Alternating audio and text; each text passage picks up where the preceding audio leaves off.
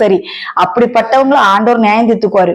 ஆபாசமான துணிகளை போட்டுட்டு ரோட்ல போறாங்க, எங்களை இச்சை உண்டு பண்றாங்க அப்படின்னு நீங்க ஒருவேளை அப்படி சொல்வீர்களானால் அதை கர்த்தர் பார்த்துக் கொள்வார். அவர் நியாயாதிபதி, அவர் பார்த்துக் கொள்வார். ஆனால் நம்முடைய கண் பரிசுத்தமா இருக்க வேண்டும். இப்போ நம்ம ஒருத்தவங்களை பார்க்கிறோம் அப்படின்னா, அவ வேசித்தனமான ஆடை அணிந்துட்டு போடுறா அப்படின்னா நம்ம பார்த்துட்டு நம்ம கண்ணை என்ன செஞ்சிடணும், பார்க்கிறோம். இப்ப நம்ம ரோட்ல நடந்து போகும்போது பல காரியங்கள், நாய்கள் வரும், பன்றிகள் வரும், ஆடு மாடுகள் வரும், ஓநாய்கள் வரும், எல்லாம் வரும். நம்ம பார்க்கணும். எல்லாத்துக்கும் நம்ம ரோட்ல நடந்து போறோம், எதிர்த்தாப்புல ஒரு ஆள் வர்றாங்கன்னா பார்க்கத்தான் கர்த்தருடைய பிள்ளைகளே செய்வோம். ஆனா பார்த்துக்கிட்டு திருப்பி ஒருக்கா வாட்டி பாக்குறோம் பாருங்க, அதுதான் கர்த்தருடைய பார்வையில் இச்சையான பாவம், விபச்சார பாவம் என்று தேவன் சொல்லுகிறார். அதனால கர்த்தருடைய பிள்ளைகளே, அப்படிப்பட்டவர்களை தேவன் நியாயம் தீர்த்து கொள்வார்.